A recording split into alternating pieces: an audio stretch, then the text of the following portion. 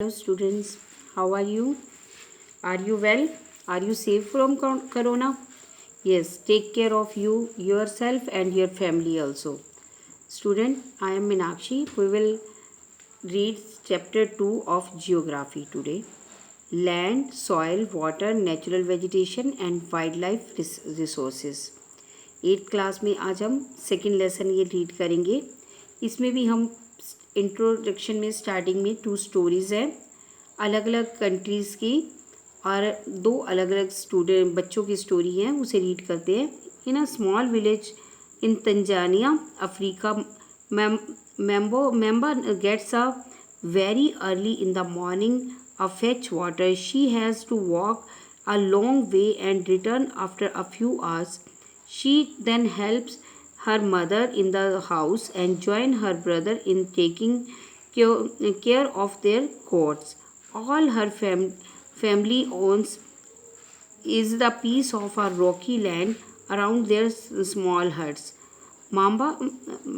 Mamba's father can barley grow and some maize and beans on it after toiling hard. This is not enough to feed their family for the whole year. देखो क्या है कि Africa के एक गांव में Tanzania में वहाँ पे माम्बा एक लड़की रहती थी और वो क्या है उस जो लड़की है वो सुबह सुबह जल्दी उठती है और पानी लेकर आती है और उसे पानी लेने के लिए बहुत दूर जाना पड़ता है. इसके बाद वो वापस आके अपनी मदर की काम में हेल्प करती है. उनके घर के काम में हेल्प करने के बाद अपने ब्रदर के साथ वो गोट्स की केयर करती है, गोट्स चराने जाती है. तो उसके बाद क्या होता है वो उनकी जो फैमिली है ना वो बहुत लेबर करती है. उसके फादर उनकी एक लैंड है, एक हट है और हट के रॉकी एरिया में उनकी एक थोड़ी सी लैंड है, मतलब वहाँ पे रॉक्स के एरिया में थोड़ी लैंड है. तो और जो उसके फादर हैं वो बहुत मेहनत करते हैं और थोड़ी सी वो मक्का और बीन्स वगैरह उगाते हैं, बाजरा मक्का और बीन्स उगाते हैं. और जो जितना वो उगाते हैं ना वो उनके पूरी फैमिली के लिए, इवन के खाने के लिए भी पूरा नहीं होता. तो ऐसा क्यों है ये हम देखेंगे डिफरेंस.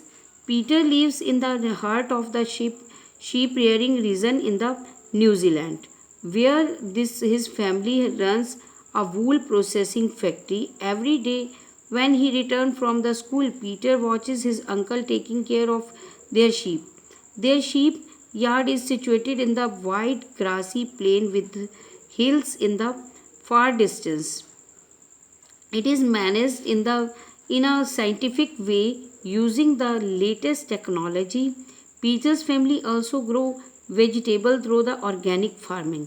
अब क्या है, पीटर जो है वो न्यूजीलैंड में रहता है. न्यूजीलैंड में शिप पाली जाती है ना, वहाँ की जो और उसकी जो फैमिली है उनकी वूल प्रोसेसिंग फैक्ट्री है, वहाँ पे वूल्स की फैक्ट्री है. और जो उसके जब वो स्कूल से घर आता है ना वो देखता है उसके जो अंकल हैं, पीटर के अंकल, वो शिप की टेक केयर करते हैं. और जो शीप यार्ड कहाँ पे सिचुएटेड है, जो शीप यार्ड है वो ऐसी जगह पे बना हुआ है जहाँ पे ग्रासी प्लेन है, हरे मतलब घास के मैदान है, सिर्फ घास ही घास है. और जो थोड़ी ही दूर पे हिल्स भी हैं वहाँ से.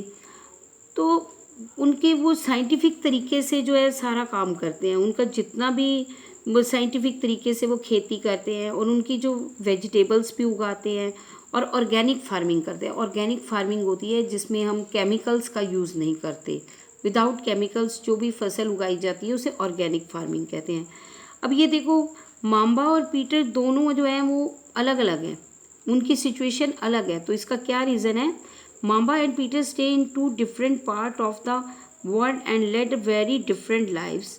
This difference is because of the difference in the equality of land, soil, water, natural vegetation, animals, and the uses of technology.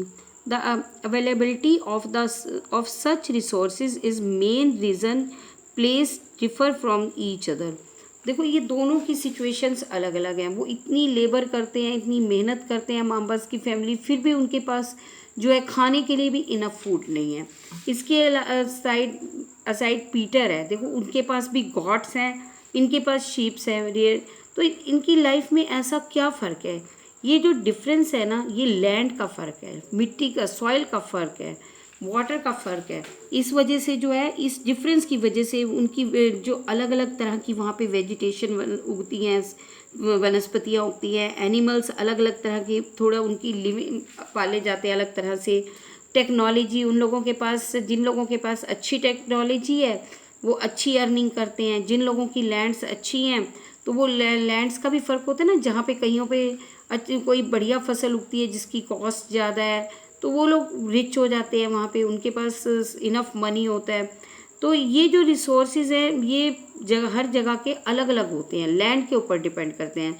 अब हम लोग अपनी लाइफ में, रूटीन की लाइफ में भी देखते हैं कि कईयों की लैंड्स में जो है, आप अपने सराउंडिंग्स भी देखते हो कि कई जगहों पे लैंड्स में आपके सराउंडिंग, ज़्यादातर लोग विलेजेस से आप लोग बिलोंग करते हो, तो कोई नरमा उगाते हैं, कोई धान उगाते हैं, कोई गेहूँ उगाते हैं। तो ये लैंड्स पर डिपेंड करता है, ठीक है ना, कि किसी लैंड में हम एक तरह की फसल उगा सकते हैं, किसी में दूसरी तरह की फसल उगा सकते हैं।